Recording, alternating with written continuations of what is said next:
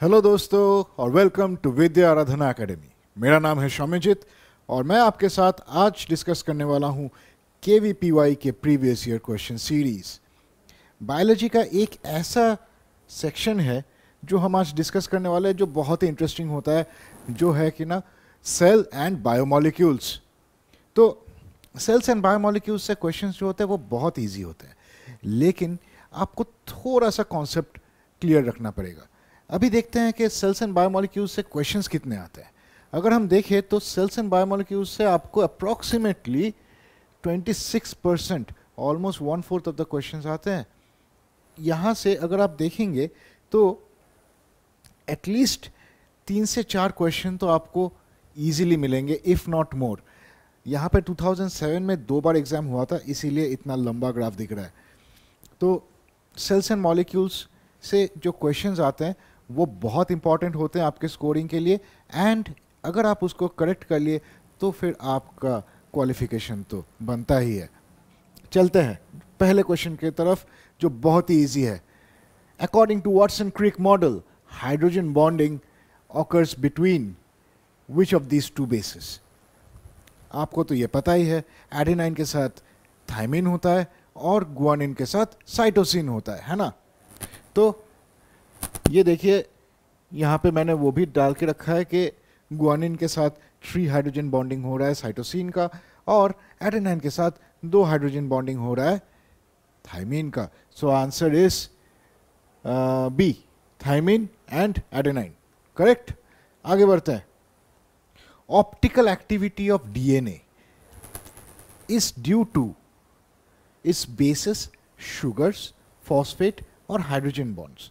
ये optical activity होता क्या है? अगर आप एक प्लेन पोलराइज लाइट पास कर रहे हो कोई ऑप्टिकली एक्टिव कंपाउंड से, तो फिर क्या होता है, वो जो पोलराइज लाइट होता है उसका डायरेक्शन चेंज हो जाता है ना। अगर ऐसा होता है तो उसको हम कहते हैं ऑप्टिकली एक्टिव। यहाँ पे डीएनए के कॉन्स्टिट्यूएंट्स क्या क्या है? एक तो बेसिस है जो प्लेनर है, एक है फॉस्फेट जिसमें कोई ऑप्टिकल एक्टिविटी होने का कुछ है ही नहीं, लेकिन एक है ऐसा चीज़ जो है ऑप्टिकली एक्टिव, वो है शुगर्स या फिर राइबोस या डीऑक्सीराइबोस शुगर्स। तो डीऑक्सीराइबोस शुगर्स में ऐसा क्या चीज़ है जिसके लिए वो ऑप्टिकली एक्टिव है? यहाँ पे मैंने 4 एग्जाम्पल दिया है। 4 एग्जाम्पल में तीनों में आप देखोगे कि जो सेंट्रल कार्बन एटम है उसके जो 4 वैलेंट बॉन्ड्स है उसमें 4 डिफरेंट ग्रुप्स लगे हुए हैं। इसको हम कहते हैं कायरलिटी। ये एक कायरल सेंटर है, and this is the reason for the optical activity of a molecule. So ये जो शुगर्स है इसमें ऑप्टिकल कायरलिटी मिलता है, इसीलिए आपको डीएनए में ऑप्टिकल एक्टिविटी देखने को मिल गया। अगले क्वेश्चन पे बढ़ते हैं। इसका आंसर था बी, शुगर्स। ये बहुत ही इजी क्वेश्चन है, बहुत जल्दी कर लेंगे हम। Considering the average molecular mass of a base to be 500 daltons, what will be the mass of double stranded DNA having 10 base pairs? बहुत इजी है, चलिए जल्दी जल्दी एक बार देख लेते हैं। यहाँ पे एक एक बेस का यहाँ पे दिया हुआ है 500 डाल्टन, तो एक बेस पेयर का कितना होगा? ऑब्वियसली 1 किलो डाल्टन होगा, है ना। और 10 बेस पेयर का कितना होगा? 10 किलो डाल्टन। आंसर है कितना? सी, 10 kilo Dalton.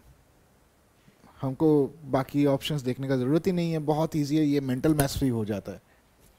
Next, if a double stranded DNA has 20% adenine, what is the cytosine content of the DNA? ये आपको पता है, अभी हमने देखा कि एडेनिन के साथ थायमिन होता है ना, बॉन्ड करके। तो 20% एडेनिन है तो कितना परसेंट थायमिन है? 20%। दोनों मिला के 40%। बाकी रहा कितना? 100 से 40, 60% बाकी है ना। तो 60% कौन ऑक्यूपाई कर रहा है? Guanosine and cytosine. So cytosine का कंटेंट कितना होगा? Half of that, 30%। Answer is B, 30%। So बहुत इजी क्वेश्चन है। अगर आपको ऐसे क्वेश्चन मिले तो फिर वो आपके लिए बोनस है, आपको सोचने का भी जरूरत नहीं पड़ेगा, आप फटाफट आंसर कर लेंगे, है ना। चलिए नेक्स्ट क्वेश्चन की तरफ चलते हैं। What is the length of a human DNA containing 6.6 into 10⁹ base pairs. अभी नंबर तो बड़े हैं लेकिन आंसर बड़ा इजी है। क्या है देखते हैं। ऑप्शंस में है 22 नैनोमीटर, 0.22 नैनोमीटर, 2.2 मीटर और 22 मीटर। मतलब कहीं ना कहीं तो 22 आने ही वाला है ना। तो देखते हैं क्या है। आपको पता है कि ये जो बेस पेयर्स है, ये बेस पेयर्स, दोनों बेस पेयर्स के डिफरेंस कितना होता है, डिस्टेंस कितना होता है, दोनों के बीच में डिस्टेंस होता है 3.4 एंगस्ट्रॉम, है ना। तो 3.4 एंगस्ट्रॉम अगर एक प्लेनर बेस पेयर के डिफरेंस हुआ तो फिर ये जो दिया हुआ है 6.6 इंटू 10⁹, उसको मल्टीप्लाई कर देते हैं हम लोग। आंसर आता है 22.44 इंटू 10⁹ एंगस्ट्रॉम। अगर 10⁹ एंगस्ट्रॉम को अगर हम थोड़ा सा चेंज कर दे तो 2.22 2.24 इंटू 10⁻10 एंगस्ट्रॉम आता है। That is equal to 2.2 meters. अभी बस यहाँ पे इतना याद रखना है कि एंगस्ट्रॉम के साथ मीटर का यूनिट कन्वर्शन कैसा है। 10⁻10 angstroms is equal to 1 meter. अगर आपको ये याद रहा तो बाकी सब आपको कोई प्रॉब्लम नहीं होगा, है ना। और हाँ, दो बेस पेयर्स के बीच डिस्टेंस 3.4 एंगस्ट्रॉम। चलिए आगे बढ़ते हैं। आंसर है सी, 2.2 मीटर्स। अभी देखिए, विच of the following combinations of biomolecules is present in the ribosomes. Ribosomes हमारा बहुत ही एसेंशियल एक ऑर्गेनेल होता है जो साइटोप्लाज्म में रहता है ना। एंड इसका मेन काम क्या होता है, इसका मेन काम होता है प्रोटीन सिंथेसिस करना। तो ये राइबोसोम्स बना किससे है? Answer is C, RNA and protein. यहाँ पे आप जो दिख रहा है आपको ब्लू में जो है वो प्रोटीन्स है, एंड ये जो बेज में आपको दिख रहा है वो आरएनए है। So answer is C, RNA and protein. आगे बढ़ते हैं। प्रोटीन सिंथेसिस के साथ साथ हम देखेंगे कि क्या नाम है, न्यूक्लियोसोम क्या होता है। विच of this following statement is incorrect about nucleosomes. Nucleosome होता क्या है दोस्तों? आपको पता है कि ये जो डीएनए होता है वो बहुत कंडेंस्ड फॉर्म में रहता है, एंड ये कंडेंस्ड फॉर्म में रहने के लिए इसको कुछ प्रोटीन्स का ज़रूरत पड़ता है जिसको हम कहते हैं हिस्टोन्स। तो ऐसे हिस्टोन 4 प्रोटीन्स होते हैं जिसके अगेंस्ट वो कॉइल करता है 2.5 टाइम्स। तो उसी स्ट्रक्चर को हम कहते हैं न्यूक्लियोसोम, है ना। तो अभी देखते हैं कि ऑप्शंस क्या क्या है। दे कंटेन डीएनए, करेक्ट, अभी कहा मैंने। दे कंटेन हिस्टोन्स, ये भी सही है। They are membrane bound organelle, no, they are not membrane bound organelle. और last, they are part of chromosomes, हाँ ये भी सही है।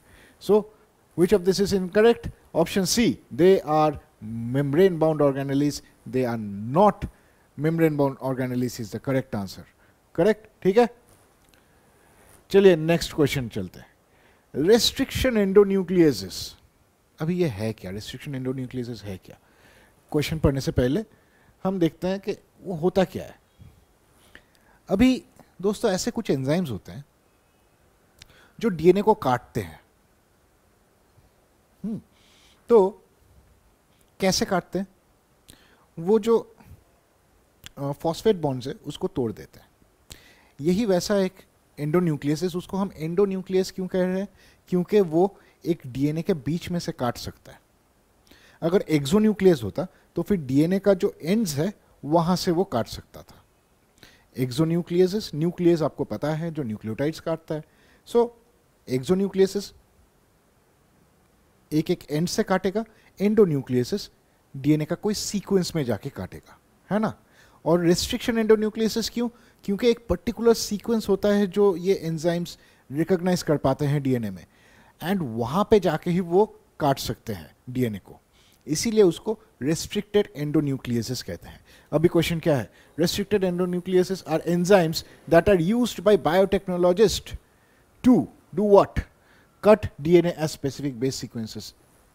पहले ही आंसर मिल गया, बाकी पढ़ने का जरूरत ही नहीं है। Join fragments of DNA, digest DNA from 3' and digest DNA from 5' and, कोई जरूरत ही नहीं है। पहला ही आंसर है cut DNA at specific base pair sequences, है ना। अभी बोनस क्वेश्चंस, चलिए जल्दी जल्दी कर लेते हैं। ज्वाइनिंग फ्रैगमेंट्स ऑफ डीएनए कौन करता है? सही कहा आपने, लाइगेस करता है। लाइगेसिस, डीएनए लाइगेसिस जो है वो फ्रैगमेंट्स ऑफ डीएनए को ज्वाइन करता है। Digest DNA from 3 prime and और 5 प्राइम एंड, अभी मैंने क्या कहा कि एक्सोन्यूक्लियसेस करते हैं, है ना। तो एक्सोन्यूक्लियसेस 3 प्राइम एक्सोन्यूक्लियस, 5 प्राइम एक्सोन्यूक्लियस, ये दोनों एक्सोन्यूक्लियस दोनों तरफ से काट सकते हैं। करेक्ट। तो आंसर क्या निकला हमारा? A, to cut DNA at specific base sequences. Correct. आगे बढ़ते, ये थोड़ा सा एक लेवल डिफिकल्ट है क्योंकि ये सबको पता नहीं होगा। चलिए देखते हैं इसको कैसे इजी कर सकते हैं।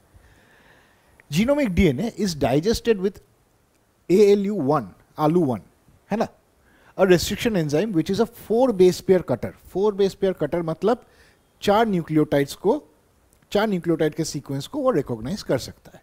करेक्ट।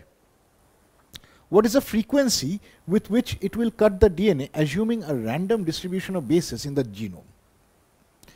एक रैंडम आपके पास जीनोम है, रैंडम बेस पेयर डिस्ट्रीब्यूशन है, वहां पे कितना फ्रीक्वेंसी में वो काट सकता है। अभी ये निकालने के लिए दोस्तों हमको ये देखना पड़ेगा कि हमारे पास न्यूक्लियोटाइड्स कितने हैं। पहले आपको जरूर पता है कि न्यूक्लियोटाइड्स कितने होते हैं, 4 होते हैं, है ना। तो नंबर ऑफ न्यूक्लियोटाइड्स होते हैं 4। ALU1 अपना क्या है? 4 बेस पेयर कटर है। अभी इसका एक छोटा सा फॉर्मूला है, 1/4 to the power n। n क्या है? n यहां पे है 4। क्यों? ALU1 4 बेस पेयर कटर है। तो फिर अगर हम आगे देखें तो ALU1 डाइजेशन फ्रीक्वेंसी होगा 1/4 to the power 4 which is 1/256 I think. Correct, 1/256। So answer है सी। लेकिन अगर मैं आपको एक क्वेश्चन दूं कि EcoR1 एक और रेस्ट्रिक्शन एंजाइम है, वो 6 बेस पेयर कटर है, तो फिर वो उसका फ्रीक्वेंसी क्या होगा? आप सोच के बताइए। और हाँ, यहां पे आपको पता है कि अगर वो 6 बेस पेयर कटर है तो 1/4 टू द पावर 6 होगा, है ना। 1/4 टू द पावर 6। एक सेकेंड।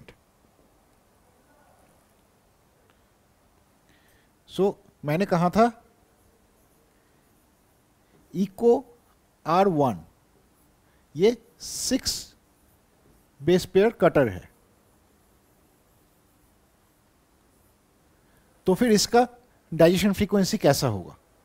इसका डाइजेशन फ्रीक्वेंसी होगा 1/4 टू द पावर 6। करेक्ट। तो ऐसे आपको जब कहा जाएगा कि कोई भी एंजाइम का कितने बेस पेयर कटर है, तो फिर 1/4 to the power n base pair cutter बिठा देने का। सही है, एकदम आराम से हो जाएगा आपका। तो चलिए नेक्स्ट क्वेश्चन पे चलते हैं। हाँ, ये क्वेश्चन इजी भी है, उतना भी डिफिकल्ट नहीं है। चलिए देखते हैं। An amount of 18 gram glucose corresponds to how much of molarity? अभी मोलरिटी क्या है? बहुत बहुत बेसिकली अगर हम सोचे तो फिर the amount in grams of the molecular weight पर लीटर ऑफ सॉल्वेंट या वाटर। जैसे ग्लूकोज का मॉलिक्यूलर वेट C6H12O6, अगर आप एक एक करके कैलकुलेट करोगे तो आएगा 180.6। ठीक है। अभी मोलारिटी का मतलब मैंने क्या कहा? 180.6 grams of glucose will be there in 1 litre of solution at standard temperature and pressure, है ना। तो वो 1 मोल बन गया। अभी कितना इजी है क्वेश्चन देखिए कि आपको तो मोलारिटी मिल ही गया है, 180 ग्राम इज इक्विवेलेंट टू 1 मोल, है ना। तो 18 ग्राम्स कितना होगा? इज इक्वल टू 0.1 मोल। बहुत इजी है ना। बस इतना पता होना चाहिए कि मॉलिक्यूलर वेट क्या है और 1 लीटर सॉल्वेंट में वो मॉलिक्यूलर वेट उसका 1 मोलरिटी होता है। बस इतना पता चलेगा तो आप ऐसे कोई भी क्वेश्चन सॉल्व कर लोगे, है ना। चलिए आगे बढ़ते हैं। आंसर है डी, 0.1 मोल। नेक्स्ट,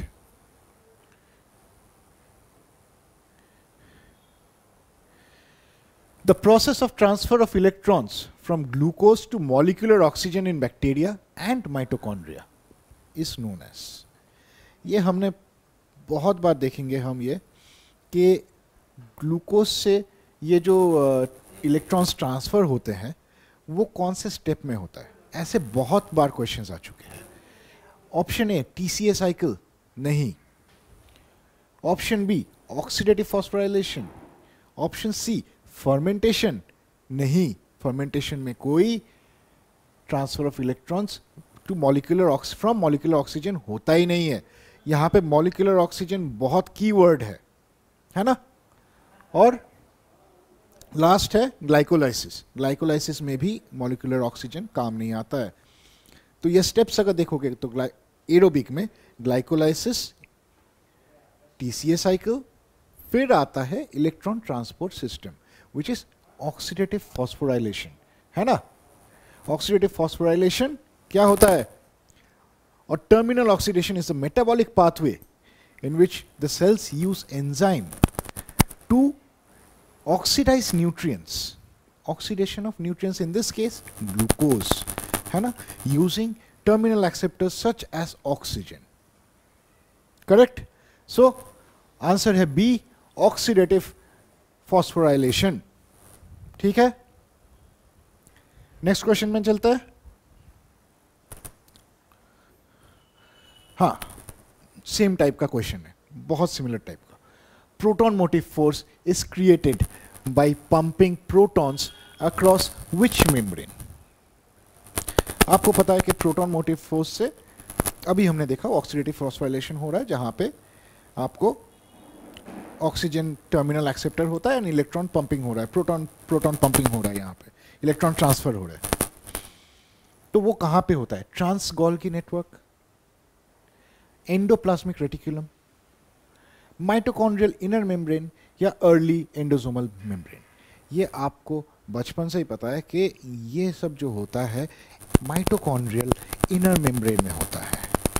माइटोकॉन्ड्रिया के इनर मेम्ब्रेन में ये इलेक्ट्रॉन ट्रांसपोर्ट चेन है, ये जो प्रोटीन्स है जो प्रोटॉन मोटिव फोर्स क्रिएट कर सकता है एंड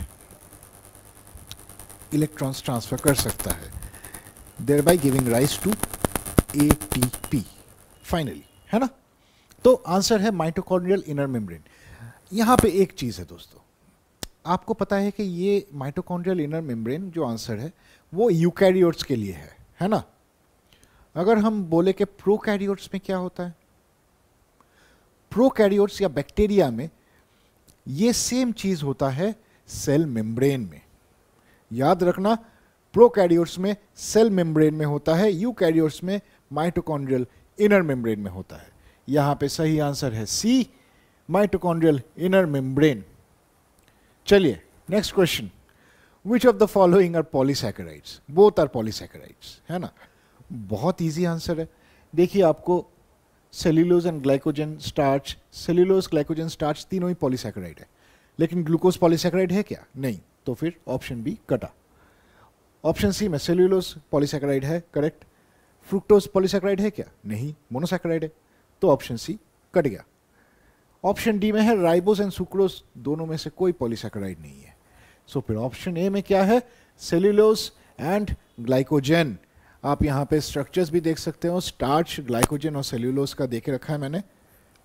तो सेल्यूलोज और ग्लाइकोजन ये दोनों पॉलीसैकेराइड है। Option is a, cellulose and glycogen, है ना। चलिए नेक्स्ट क्वेश्चन में चलिए दोस्तों अगले क्वेश्चन की तरफ बढ़ते हैं, जो है what is the advantage of storing glucose as glycogen in animals instead of as monomeric glucose. Option A क्या है? Energy obtain from glycogen is more than that from corresponding glucose monomers, नहीं। Option B और option C थोड़ी देर में आते हैं। Option D है glycogen gives more rigidity to the cells. So glucose prevent glycogen does not give more rigidity to the cells, by the way कोई संपर्क नहीं है रिजिडिटी ऑफ द सेल्स के साथ ग्लाइकोजन का। सो ऑप्शन बी है glucose present as monomers within the cell exerts more osmotic pressure than a single glycogen molecule, resulting in loss of water from the cell. हाँ है, ऐसा होता है, लेकिन लॉस ऑफ वाटर होता है कि गेन ऑफ वाटर होता है? यही है next option Glucose present as monomers within the cell exerts more osmotic pressure than the single glycogen molecule, resulting in excess water within the cells. अगर आपके cell के अंदर मोनोमेरिक ग्लूकोज ज़्यादा है तो फिर क्या होगा, उसका ऑस्मोटिक प्रेशर बढ़ जाएगा, ऑस्मोटिक प्रेशर बढ़ जाएगा तो फिर पानी एक्सेस हो जाएगा. तो इसीलिए ऑप्शन है सी, जो एक्सेस वाटर हो जाता है सेल के अंदर अगर आप मोनोमेरिक ग्लूकोज रखोगे तो, क्योंकि उसका ऑस्मोटिक प्रेशर बढ़ जाता है ना. चलिए नेक्स्ट क्वेश्चन पे चलते हैं. Which of the following biomolecules is synthesized in smooth endoplasmic reticulum? आपको पता है एंडोप्लाज्मिक रेटिकुलम दो टाइप के होते हैं. एक होता है रफ एंडोप्लाज्मिक रेटिकुलम, जहाँ पे रफ मतलब वहाँ पे राइबोसोम्स लगे रहते हैं. सो वहाँ पे क्या होता है, प्रोटीन सिंथेसिस होता है ना. और एक होता है स्मूथ एंडोप्लाज्मिक रेटिकुलम, जैसे यहाँ पे दिख रहा है आपको. तो स्मूथ एंडोप्लाज्मिक रेटिकुलम में होता क्या है, स्मूथ एंडोप्लाज्मिक रेटिकुलम में प्रोटीन्स तो बनता नहीं है. प्रोटीन्स के लिए रफ एंडोप्लाज्मिक रेटिकुलम है. न्यूक्लियोटाइड्स बनता नहीं है. लिपिड्स या कार्बोहाइड्रेट्स, अभी कुछ कुछ कार्बोहाइड्रेट्स भी बनते हैं, लेकिन it is mostly used for synthesis of lipids. Correct. So correct answer is B, lipids. अगला question, lecithin is a dash. Carbohydrate है, फॉस्फोलिपिड है, न्यूक्लियोटाइड है और न्यूक्लियोसाइड है या प्रोटीन है. चलो दोस्तों, लेसिथिन क्या है सीख लेते हैं. Lecithin basically mixture of glycerophospholipids. Glycerophospholipids. अभी ग्लिसरोफॉस्फोलिपिड्स क्या होता है एक बात देख लेते हैं खुद. ये देखिए, ये अपना एक ग्लिसरॉल मॉलिक्यूल है, ये अपना एक ग्लिसरॉल मॉलिक्यूल है. ग्लिसरॉल मॉलिक्यूल के साथ एक फॉस्फेट लगा हुआ है, ग्लिसरोफॉस्फो, है ना. उसके साथ लिपिड है. लिपिड है मतलब लिपिड के लिए हमको पता है कि फैटी एसिड्स चेन्स का जरूरत होता है. ये दोनों फैटी एसिड चेन है ना. ये आप देख सकते हो कि दोनों फैटी एसिड चेन्स है. और यहां पे एक लास्ट में जो है ये कोलिन लगा हुआ है. तो आप देख सकते हो कि it's a mixture of glycerophospholipids that includes phosphatidyl choline, phosphatidyl amine, phosphatidyl inositol, ऐसे. और ये कहाँ पे काम आता है दोस्तों, ये आता है काम सेल मेम्ब्रेन्स में. सेल मेम्ब्रेन्स का इंटीग्रिटी ऐसे ही फॉस्फेटिडाइल कोलिन, फॉस्फेटिडाइल सेरीन, इसके ऊपर डिपेंड करता है. सो ग्लिसरोफॉस्फोलिपिड्स आर लेसिथिन्स. सो ऑप्शन क्या होगा, ऑप्शन होगा B, phospholipid. Correct. Next question पे आते हैं. Glycoproteins are formed in which of the following organelles. अभी ग्लाइकोप्रोटीन्स फॉर्मेशन कहाँ पे हो सकता है, पेरोक्सिसोम में हो सकता है क्या. पेरोक्सिसोम या लाइसोसोम ये सब वेसिकुलर ट्रांसपोर्ट्स है. इसमें तो नहीं हो सकता है. माइटोकॉन्ड्रिया में हो सकता है. माइटोकॉन्ड्रिया आपको पता है कि powerhouse of the cell है, वहाँ पे इलेक्ट्रॉन ट्रांसपोर्ट सिस्टम होता है और वहाँ पे ये सब सिंथेसिस करने का जगह नहीं है बेसिकली. तो आंसर क्या होगा यहाँ पे, यहाँ पे आंसर होगा गोल्गी एपरेटस. हाँ, गोल्गी एपरेटस में आपको ग्लाइकोप्रोटीन्स फॉर्म करते हैं. लेकिन अच्छा, ग्लाइकोप्रोटीन्स तो कह रहा हूँ. ग्लाइकोप्रोटीन्स, एक सवाल आया दिल में, ग्लाइकोप्रोटीन्स और प्रोटियोग्लाइकेंस में डिफरेंस क्या है. मतलब दोनों में ही तो प्रोटीन है और ग्लाइको मतलब कार्बोहाइड्रेट्स है ना. ये ध्यान रखना दोस्तों कि ग्लाइकोप्रोटीन में प्रोटीन के साथ कुछ शुगर रेसिड्यूज मिलते हैं. प्रोटीन का अमाउंट ज़्यादा होता है और प्रोटियोग्लाइकेंस जो है उसमें शुगर का कंटेंट ज़्यादा होता है, प्रोटीन्स कम होता है. So the difference between glycoprotein and proteoglycan is the amount of sugar and protein in the molecule. Correct. तो हाँ, ये कहाँ पे बनता है, ये गोल्जी में बनता है एंड बन के सिक्रीट होके ये कहीं भी डेस्टिनेशन में जा सकता है. In this case it is going to the outer membrane of the cell. Correct. आगे बढ़ते हैं. आंसर है सी, गोल्गी एपरेटस.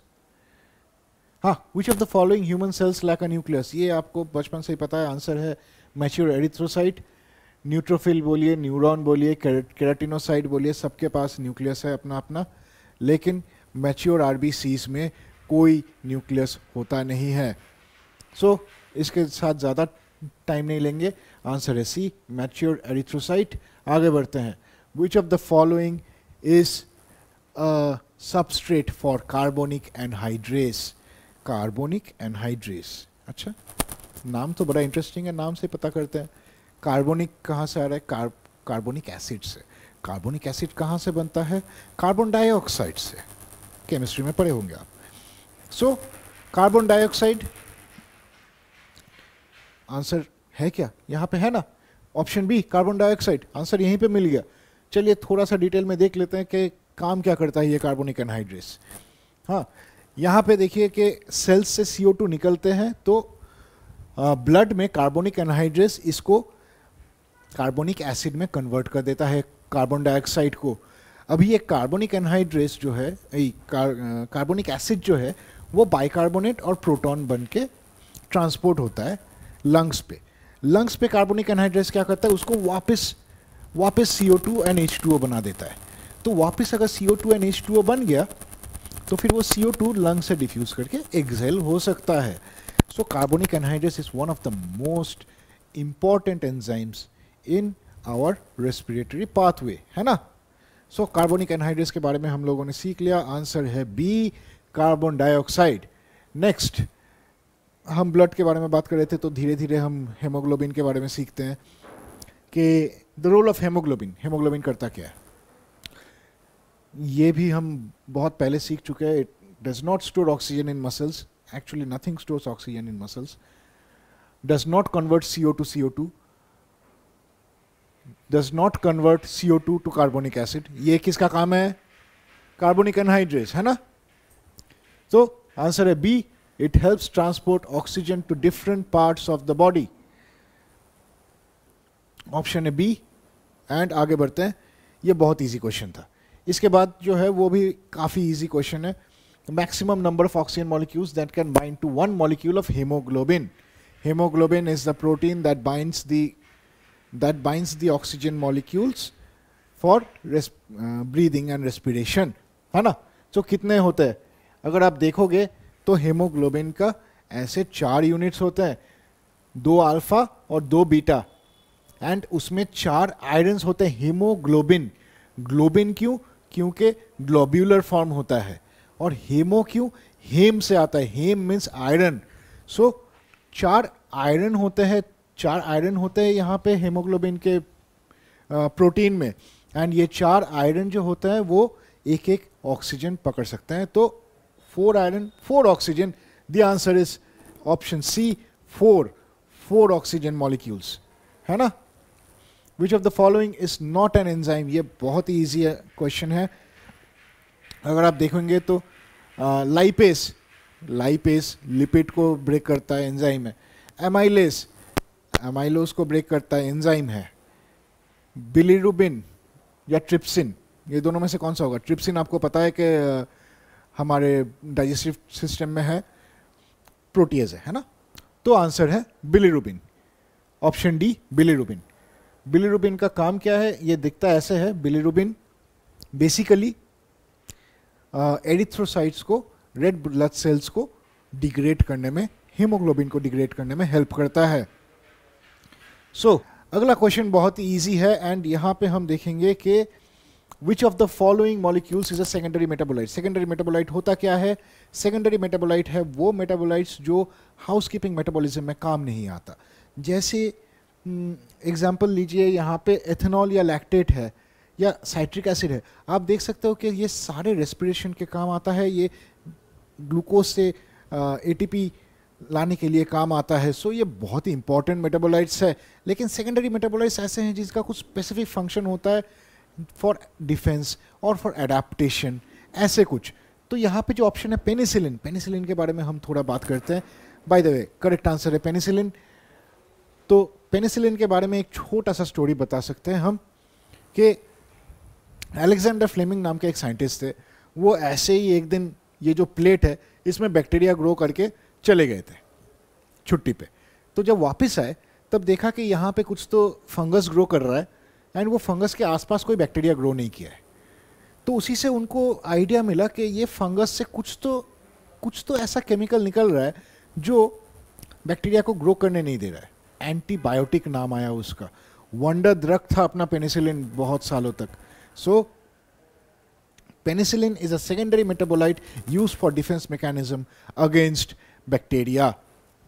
सो आगे बढ़ते हैं. आंसर है C penicillin. Next question. Enzyme X extracted from the digestive system hydrolyzes peptide bonds. Which of the following are probable candidates to be enzyme X? ये आप देखोगे तो ऑप्शन क्या है? एमाइलेस.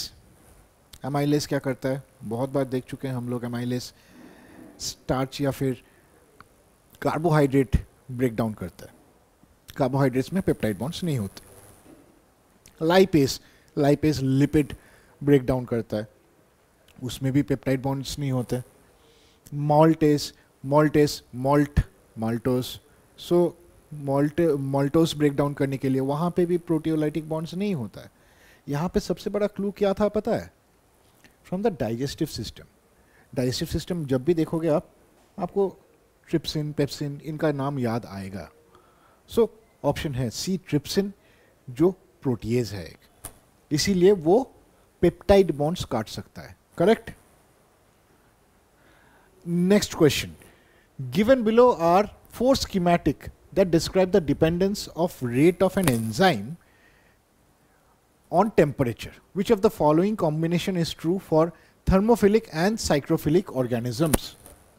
थर्मोफिलिक और साइक्रोफिलिक ऑर्गेनिज्म के लिए ये जो 4 हम लोगों के पास ग्राफ्स है वो कौन से काम आते हैं, है ना? तो रिएक्शन रेट, वाई एक्सिस में रिएक्शन रेट, एक्स एक्सिस में टेम्परेचर है. तो देखते हैं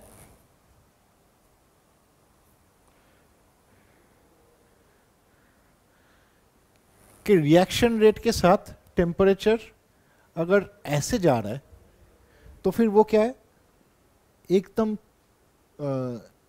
घड़ करके बढ़ रहा है. ऐसे तो नहीं होता है. टेम्परेचर बढ़ता है तो रिएक्शन रेट भी नहीं बढ़ता है. यहाँ पे क्या हो रहा है, टेम्परेचर बढ़ रहा है तो रिएक्शन रेट भी कम हो रहा है. ऐसे भी नहीं होता है. क्यों नहीं होता? क्योंकि हर एंजाइम कोई स्पेसिफिक टेम्परेचर पे काम करता है एंड इस स्पेसिफिक टेम्परेचर पे वो ऑप्टिमल काम कर सकता है. उसके आगे पीछे उसका ऑलमोस्ट 10%, हर डिग्री चेंज के लिए ऑलमोस्ट 10% लॉस होता है एक्टिविटी में. मतलब अगर आपका एक एंजाइम 30 डिग्री पे काम कर रहा है तो फिर आप अगर 31 डिग्री कर दो तो उसका 10% एक्टिविटी कम हो जाएगा. उसको आप 29 कर दो तो भी वैसा ही होगा. तो these two graphs do not give the correct representation of that fact. In this case ये तो मतलब टेम्परेचर का है ही नहीं. ये आप अगर देखोगे तो ये माइकलिस मेंटन का ग्राफ है जहाँ पे ये टेम्परेचर काट के आप अगर आप सबस्ट्रेट कॉन्सेंट्रेशन दे दो तो ये परफेक्ट ग्राफ है. एनीवे, तो ये भी नहीं है, ये भी नहीं है, ये भी नहीं है. अगर आप देखोगे यहाँ पे ये जो ग्राफ है, यहाँ पे ये है इसका ऑप्टिमल टेम्परेचर, और यहाँ से अगर आप राइट में जाओगे तो भी आपका एक्टिविटी कम हो रहा है, रिएक्शन रेट कम हो रहा है. लेफ्ट में जाओगे तो भी आपका रिएक्शन रेट कम हो रहा है. अभी इतना बताइए कि थर्मोफिलिक और साइक्रोफिलिक दोनों में क्या होगा? सेम ग्राफ होगा, बस ये टेम्परेचर का जो स्केल है वो अलग हो जाएगा. कैसे, मैं दिखाता हूं. देखिए,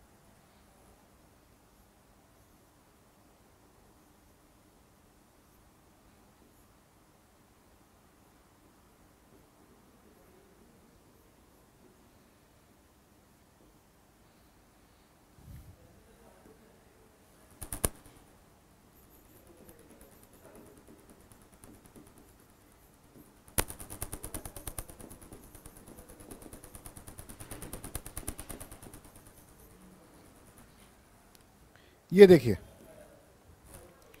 अगर आप थर्मोफिलिक देख रहे हैं, थर्मोफिलिक क्या होता है, जो हीट लविंग होते हैं, मतलब हायर टेम्परेचर्स पे ग्रो करते हैं, है ना। तो यहाँ पे भी टेम्परेचर अगर आप देखोगे 50 to 100 डिग्री, तो ये एक ऑप्टिमल टेम्परेचर पे काम कर रहा है, लेकिन हायर ऑप्टिमल टेम्परेचर पे काम कर रहा है। और यहाँ पे अगर देखोगे साइक्रोफिलिक, साइक्रोफिलिक क्या होता है, साइक्रो मतलब cold, so cold loving bacteria. सो साइक्रोफिलिक ऑर्गेनिज्म में ये कम होगा। ये अगर आपके पास 60 डिग्री है, 60 डिग्री टेम्परेचर है, तो ये शायद आपको 10 डिग्री का मिलेगा, लेकिन दोनों का पैटर्न सेम होगा। अगर हम दोनों को एक साथ अगर हम ड्रॉ करें तो कैसा दिखेगा, एक ही स्केल पे।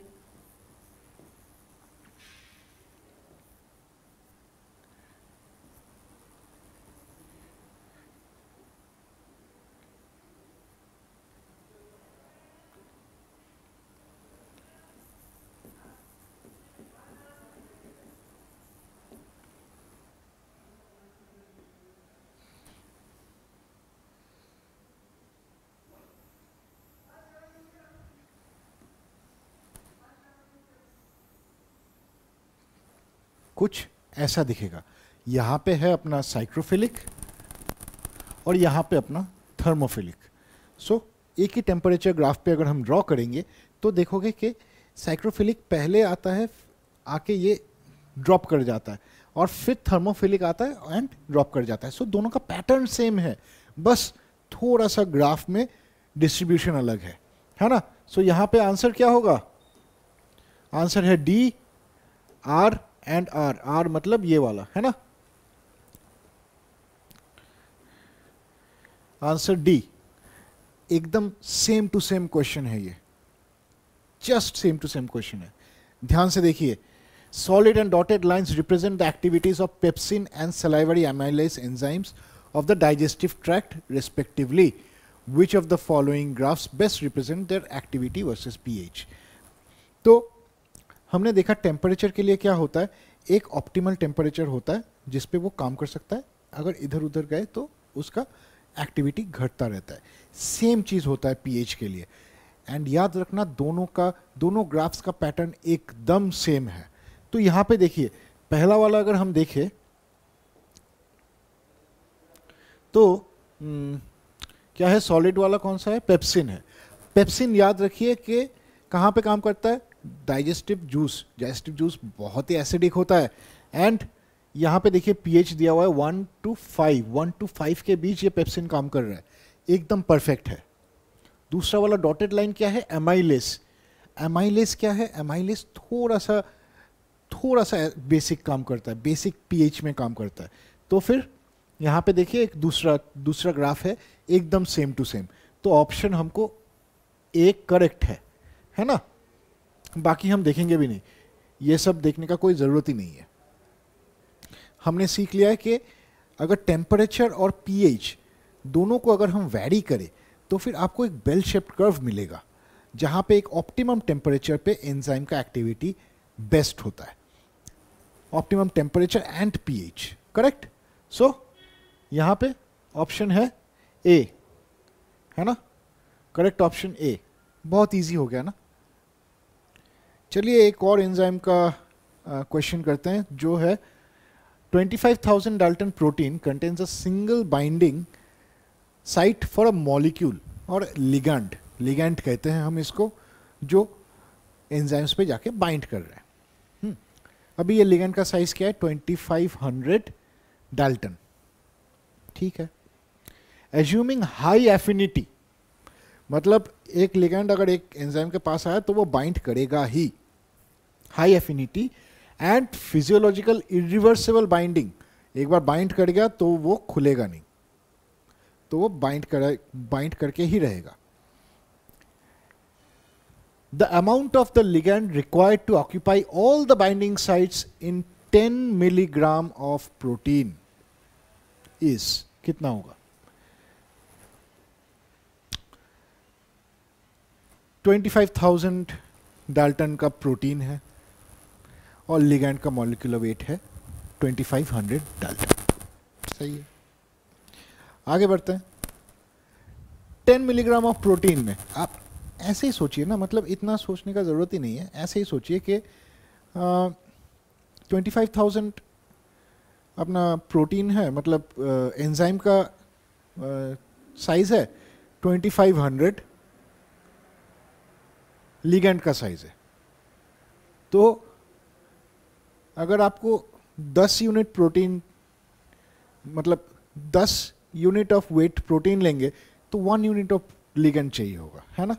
बहुत सिंपल है ना, 1:10 रेशियो है। बट फिर भी हम देखते हैं कि 10 मिलीग्राम में कितना होगा, 10 into 2500 divided by 25,000 of ligands, कितना आता है, 1 मिलीग्राम आता है। मैंने कहा ना 10 वेटेज का अगर आप प्रोटीन लोगे तो फिर उसमें कितना वेटेज का लिगेंड चाहिए होगा, 1/10 चाहिए होगा। इजी है ना, बस एक रेशियो ही तो लेना है। तो आंसर है 1 मिलीग्राम या ऑप्शन बी। ये कंट्रोवर्शियल क्वेश्चन है, इसका आंसर मेरे को थोड़ा सा डाइसी लगता है। चलिए देखते हैं क्या है। A line is drawn from the exterior of an animal cell to the center of the nucleus. ठीक है, crossing through one mitochondrion. What is the minimum number of membrane bilayers that the line will cross? चलिए देखते हैं। यहां पे अपना एक animal cell है, ये एक लाइन जा रहा है सेंटर में, ठीक है।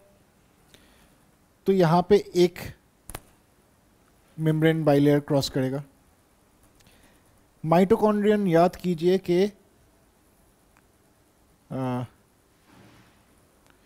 ये होता है,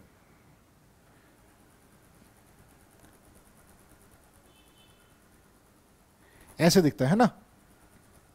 माइटोकॉन्ड्रियन में 2 मेम्ब्रेन बाइलेयर्स है एटलीस्ट, सो यहां पे दो बार क्रॉस करेगा, 1 2 3, है ना। अभी न्यूक्लियस जो है वो भी डबल मेम्ब्रेन लेयर्ड है, सो यहां पे भी 2 क्रॉस करेगा, 4 और 5। सो हमको कितना आंसर मिला, 5। लेकिन 5 ऑप्शन में है ही नहीं, इधर 4 है नहीं तो 6 है। एंड ऑफिशियल वेबसाइट के हिसाब से ऑप्शन है 6, लेकिन मैंने जैसे आपको दिखाया कि यहाँ पे आंसर होना चाहिए 5। तो ये थोड़ा सा डाइसी है, शायद कुछ मिस आउट कर रहे हैं, कोई शायद इंफॉर्मेशन मिसिंग है, इसीलिए ऐसा हो गया। तो ऐसा क्वेश्चन आएगा तो आप थोड़ा सा कंसेप्चुअली सोचना और उसके हिसाब से आंसर करना, ठीक है। चलते हैं, आगे बढ़ते हैं। हाँ, chromosomes are classified on basis of their centromere, है ना। A chromosome having a terminal centromere is called what? पहले तो देख लेते हैं कि क्या क्या टाइप के होते हैं। पहला होता है मेटासेंट्रिक। मेटासेंट्रिक क्या होता है, जिसका सेंट्रोमियर एकदम बीच में होता है, एकदम इक्वल डिवीजन करता है क्रोमोसोम का। दूसरा है सब मेटासेंट्रिक, जो सेंटर में नहीं होता है बट ऑफसेट होता है। तीसरा है एक्रोसेंट्रिक। एक्रोसेंट्रिक क्या होता है, एक्रोसेंट्रिक में नियर द एंड होता है, इसीलिए उसको एक्रोस कहते हैं, एक्रोसेंट्रिक। और लास्ट जो है एकदम एंड में अगर सेंट्रोमियर हो तो फिर उसको कहते हैं टेलोसेंट्रिक। तो यहां पे अपना ऑप्शन क्या है, सही ऑप्शन है बी, टेलोसेंट्रिक, है ना। तो हमने इन द मीन टाइम ये भी देख लिया मेटासेंट्रिक, टेलोसेंट्रिक, सब मेटासेंट्रिक और एक्रोसेंट्रिक क्या होता है ना। चलिए, अभी ये जो सेक्शन है यहाँ पे कुछ सेल साइकिल रिलेटेड क्वेश्चंस आने वाले हैं, ठीक है। हम देखते हैं कि कैसे कैसे क्वेश्चंस आते हैं। In a cell cycle during interphase 2 daughter cells are produced. The nucleus is divided into 2 daughter nuclei. The chromosome condenses. The DNA is replicated. अभी आपको इतना याद रखना है कि सेल साइकिल के फेजेस क्या होते हैं। अगर आप यहां पे देखें तो ये इंटरफेस पे सिर्फ G1, S, G2 फेजेस होते हैं। G stands for gap, S stands for synthesis. Gap phase में तो ठीक है, S for what, synthesis of what, synthesis of DNA, है ना। तो यहाँ पे इंटरफेस पे क्या होता है, डीएनए रेप्लिकेशन होता है, और उसके बाद आता है यहाँ पे माइटोसिस, जिसमें उसके बाद साइटोकाइनेसिस आता है। तो हम अगर ऑप्शंस देखें तो during interphase two daughter cells are not at all produced, the nucleus is divided into two daughter nuclei, ये भी नहीं होता, ये माइटोसिस के टाइम पे होता है अगर याद करोगे तो।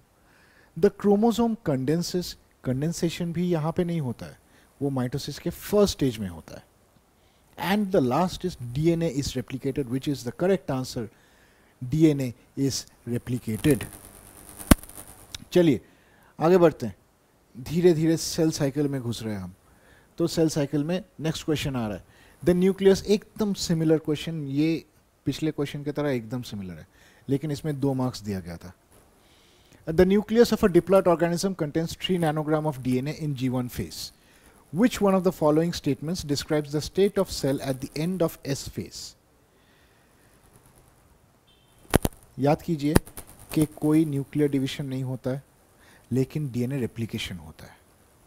तो फिर यहाँ पे ऑप्शंस क्या है, nucleus divides into 2, option A, नहीं, cancel. The nucleus does not divide, interesting, and it contains 3 nanogram of DNA, मतलब क्या है, डीएनए रेप्लिकेशन नहीं हुआ है, नहीं है, cancel. The next, the nucleus divides into 2, नहीं, cancel. Next, the nucleus does not divide and it contains 6 nanograms of DNA, मतलब डीएनए रेप्लिकेशन हुआ है। So answer, correct answer is D, nucleus does not divide and it contains 6 nanogram of DNA. फिर से देखिए, G1 में nuclear division नहीं होता है, S में न्यूक्लियर डिवीजन नहीं होता है, G2 में भी न्यूक्लियर डिवीजन नहीं होता है। कहाँ होता है, M फेज में होता है, माइटोसिस फेज में। लेकिन डीएनए रेप्लिकेशन होता है सिर्फ S फेज में। तो ये याद रखोगे तो आपको आंसर आराम से मिल जाएगा, है ना।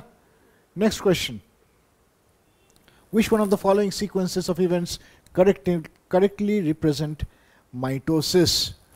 माइटोसिस का अगर हम चार्ट देखेंगे तो आपको दिखेगा कि इंटरफेस तो हो गया, हमने G1S G2 का बारे में बात किया है। नेक्स्ट आता है प्रोफेज, जहाँ पे क्रोमोसोम कंडेंसेशन होता है, हाँ। एंड नेक्स्ट आता है मेटाफेज, जहाँ पे क्रोमोसोम सब अरेंज करते हैं मिड लाइन पे। नेक्स्ट आता है अर्ली एनाफेज। एनाफेज में क्या होता है, एनाफेज में क्रोमोसोम्स को सिस्टर क्रोमैटिड्स को अलग किया जाता है। एंड लास्ट में होता है टेलोफेज, जहाँ पे नया न्यूक्लियस का बाउंड्रीज बनते हैं। सो यहाँ पे ऑप्शन करेक्ट है, देखिए, prophase, metaphase, early anaphase and telophase, pro, meta, ana, telo, है ना। सो आंसर है D, pro, meta, ana, telo. Next, which of the following statements about mitosis is correct? पहला ऑप्शन है, 1 nucleus gives rise to 4 nuclei, एकदम ही नहीं। Mitosis का याद रखना, एक न्यूक्लियस से 2 न्यूक्लियस होता है, रादर एक सेल से 2 सेल होता है, ठीक है। Homologous chromosomes synapse during anaphase, homologous chromosomes, synapsis, recombination, ये सब कुछ माइटोसिस में नहीं होता है। The centromeres separate at the onset of anaphase, याद कीजिए पिछले स्लाइड में ही हम देख रहे थे कि सेंट्रोमियर्स और सिस्टर क्रोमैटिड्स जो है वो एनाफेज में सेपरेट हो रहे थे, है ना। और नॉन सिस्टर क्रोमैटिड्स रिकॉम्बाइन, एकदम ही नहीं, ये सब मियोसिस के कैरेक्टरिस्टिक्स है। सो यहाँ पे करेक्ट आंसर है C, the centromeres separate at the onset of anaphase. अभी इस मामले में थोड़ा सा हम लोग मियोसिस का भी एक झलक देख लेंगे। यहाँ पे क्या होता है, इंटरफेस में एज यूजुअल डीएनए रेप्लिकेशन हो जाता है ना। फिर उसके बाद मायोसिस 1 में आपको होमोलोगस क्रोमोसोम जो है वो रिकम्बाइन करते हैं नॉन सिस्टर क्रोमैटिड्स रिकम्बाइन करते हैं। यहाँ पे देखिए 2 रेड 2 वाइट है, यहाँ पे देखिए रेड के साथ एक वाइट पैच आ गया है, यहाँ पे वाइट के साथ एक रेड पैच आ गया। सो ये रिकॉम्बिनेशन होता है, दिखा है ना, नॉन सिस्टर क्रोमैटिड्स रिकम्बाइन, सो वो होता है। उसके बाद जो होता है वो 4 सेल्स बन जाते हैं and meiosis gives rise to 4 cells, just like option A, है ना। तो जस्ट एक छोटा सा रिवीजन था इसमें, मतलब मैंने कोई डिटेल में कुछ नहीं कहा है, जस्ट एक कॉन्सेप्ट के लिए है कि क्या है। Next, which of the following organisms produces sperm without involving meiosis. ये बहुत इंपॉर्टेंट है, कौन से ऑर्गेनिजम्स है जो स्पर्म बनाते हैं लेकिन मियोसिस नहीं करते हैं। आंसर है हनी बी एंड एंड्स। क्यों? क्योंकि आप अगर देखोगे यहाँ पे तो ये जो एग है अनफर्टिलाइज्ड एग से मेल बनते हैं, तो फिर मेल जो होता है वो हैप्लॉइड होता है, हैप्लॉइड वो ही स्पर्म्स बना सकता है विदाउट अंडरगोइंग मियोसिस। फर्टिलाइज जो है उसके हिसाब से दो डिफरेंट टाइप्स के मेंबर्स बनते हैं। एक बनता है क्वीन जो जीनोटाइप या एक्सेस फूड के वजह से होता है, और रेस्ट्रिक्टेड फूड हुआ तो फिर वो वर्कर बन जाती है। So haploid males can produce sperms without meiosis in honeybees and ants. Correct? Answer is C, honeybee and ant. Next question. A single bacterium, ये एक थोड़ा सा डिफिकल्ट क्वेश्चन है लेकिन हम इसको एक साथ टैकल करेंगे, है ना। A single bacterium is actively growing in a medium that supports its growth to a number of 100 million. जब तक 100 मिलियन हो रहा है वो नॉन स्टॉप ग्रोथ करता रहेगा, कोई प्रॉब्लम नहीं है। Next, assuming the division time of the bacterium as 3 hours and the lifespan of non-dividing bacteria to be 5 hours. Which one of the following represents the maximum number of bacteria that would be present at the end of 15 hours? ये देखिए 1 से 2, 2 से 4, 4 से 8 ऐसे होता रहता है ना। सो इसका जेनरेशन टाइम कितना दिया हुआ है? जेनरेशन टाइम क्या हो रहा है? 1 से 2 होने में कितना टाइम लग रहा है? 3 घंटा, है ना। तो 3 घंटे के हिसाब से हम देखते हैं, पहले तो जनरेशन टाइम कितना जनरेशन्स होंगे वो डिसाइड कर लेते हैं। एन से हम डिसाइड कर लेते हैं कितने नंबर ऑफ जनरेशन्स होंगे, है ना। और इसका फॉर्मूला है 2 to the power n। Final जो नंबर ऑफ बैक्टीरिया होगा उसका फॉर्मूला है 2 to the power n। n क्या है? Number of generations.